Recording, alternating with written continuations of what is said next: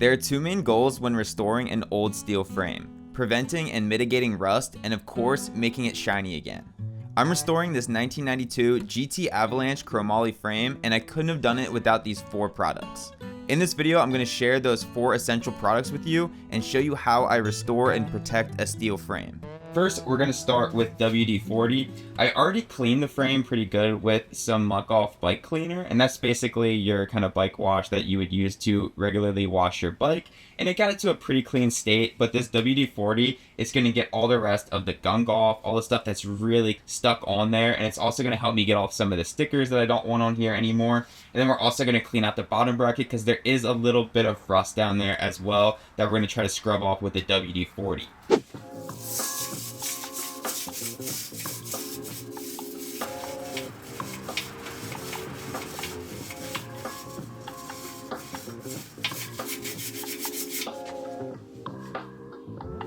So up here on the top tube, there's this weird kind of resin coating up here on top of the paint, and then underneath there's sort of like a scar on the top of the bike where there's a bit of rust coming through. I'm not sure why this was put up there. Maybe it's to protect it from rusting further, but either way, it looks really bad and it's going to totally bother me because it's staring me right in the face up there on the top tube. So I'm going to try to take some WD-40 and a tire lever and scrape it off. Hopefully it's easy to come off and we don't have any trouble.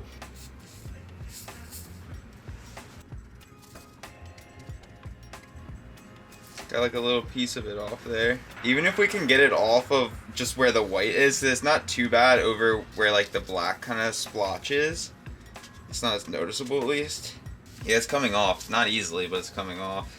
So I'm not sure what this stuff was, but it was double, triple stuck to the top tube. So I just had to leave it like this. This was pretty much as good as I could get it. But I do have a plan for the future of how I'm going to cover this up. So don't worry, I'm not going to leave it like this. So as you can see, there's some sort of dirty spots in the stickers where they got scratched, and then around the edges too. So we're going to clean that up with some WD-40 and a nylon brush. And if this sticker in the front ends up cleaning up really nicely around the edge, as you can see, it's sort of yellowed and browned there. If I can't get that clean, I'll probably just end up taking it off, but maybe we can save it because it's pretty cool. It's that Troy design sticker, so we'll see what ends up happening with that.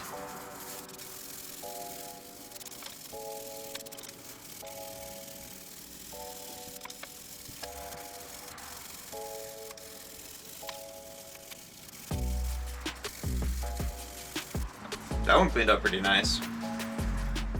I'm so torn about whether or not I should take this sticker off. Definitely is kind of yellowed looking. Such a freaking debacle. So I just cleaned up the decals and they look super nice. They cleaned up really great with just using the nylon brush and the WD-40. The last thing I'm going to do is clean up these brake mounts and then the rear stays as well, just to kind of get all of these areas all ready to go for our next step. Okay, I decided I'm gonna take this sticker off. It just looks yellowed and old, and I don't know. I'm sorry, guys. Just gotta take it off. It's coming off real easy now, guys.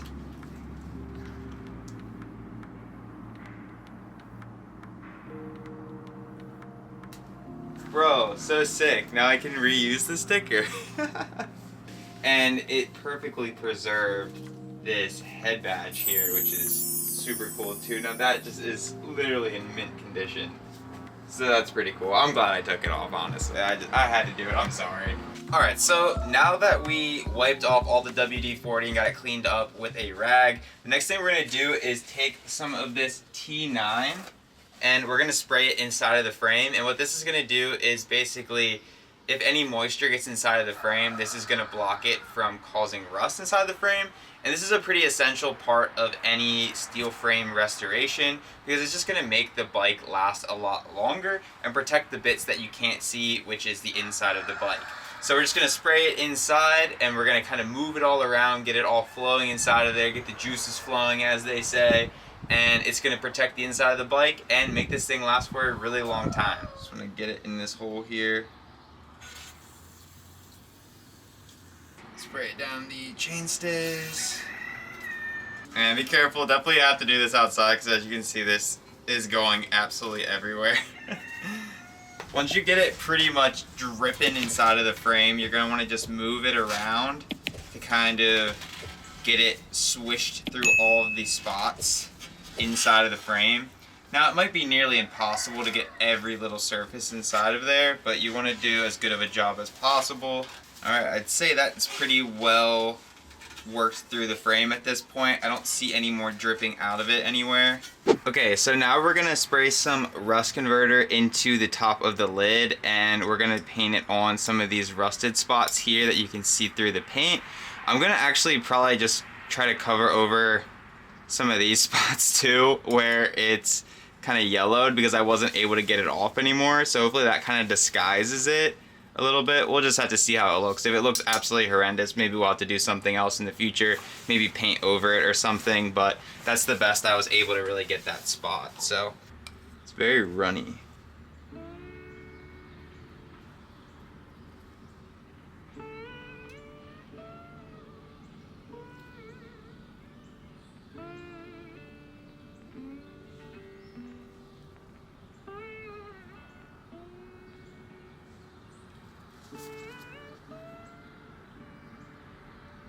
Trying to like match it to how these little splotches look so that it covers up some of this yellow.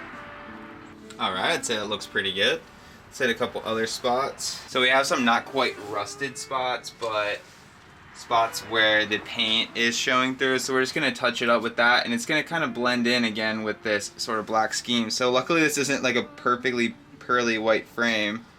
It actually allows us to kind of get a little fancy with this rust reverter, and it sort of blends in, which works really cool.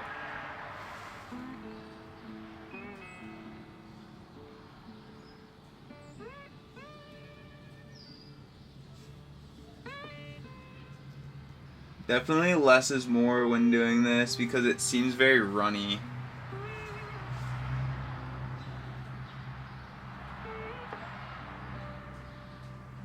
Kind of dab it on there. Sort of mimics the old paint scheme.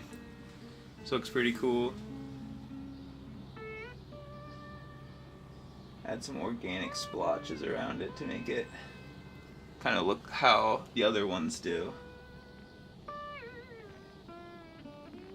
Don't make it too perfect.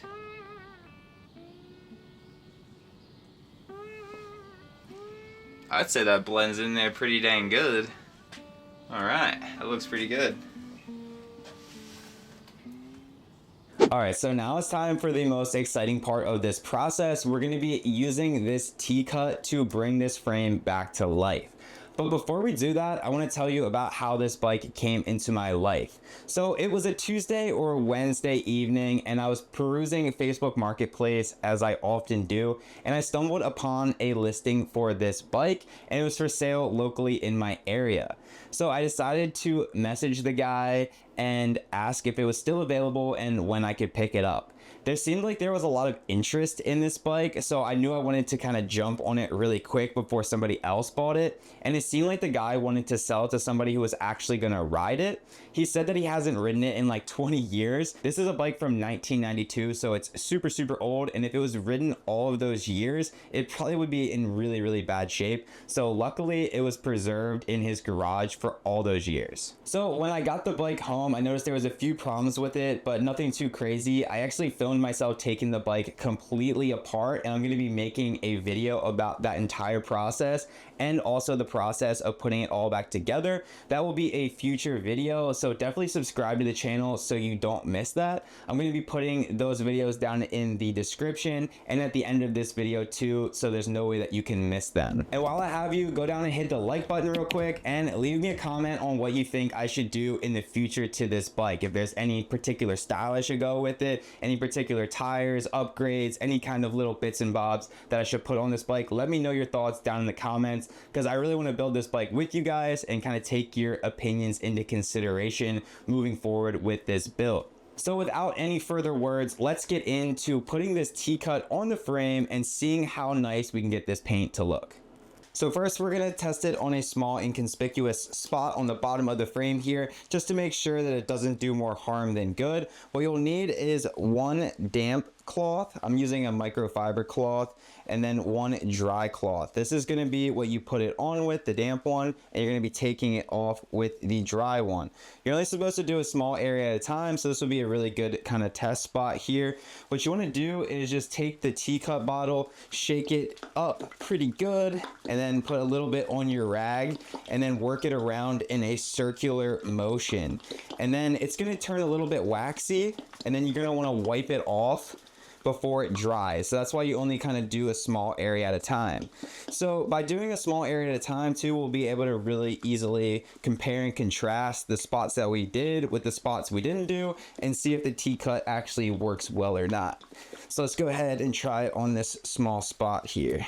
Alright, so let's put a little bit on our rag here. I don't know if you can tell in the camera, but there's this sort of red mark on the bottom of the frame. So I'm hoping that takes that off too. It's like a little scuff mark. So let's just kind of get it on there first. Then we'll wipe it in a circular motion.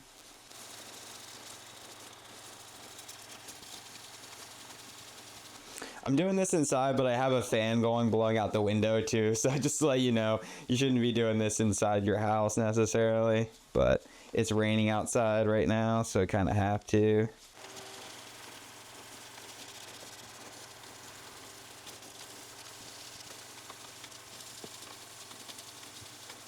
Okay, let's try wiping it off now.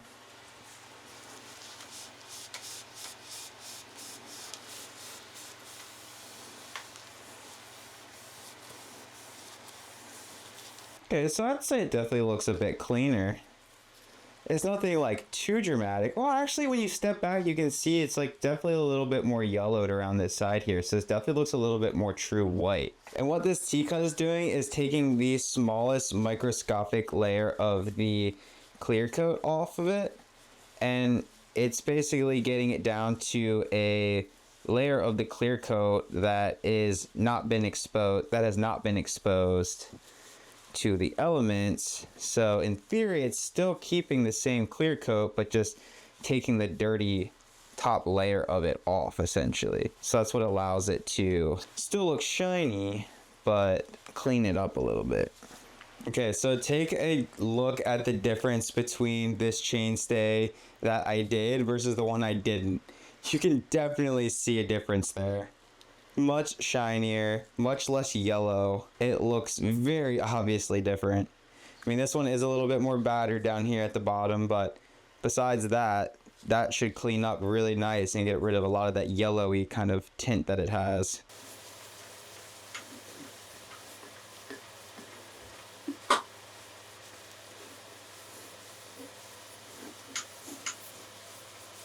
Wow.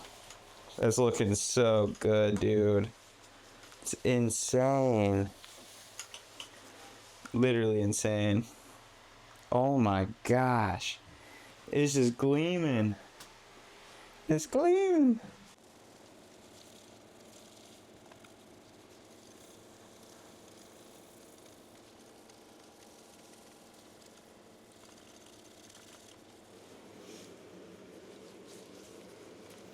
All right, we're just about wrapping up here. Just got the seat tube done, which was the last tube on the bike. Now let's take a look at this thing.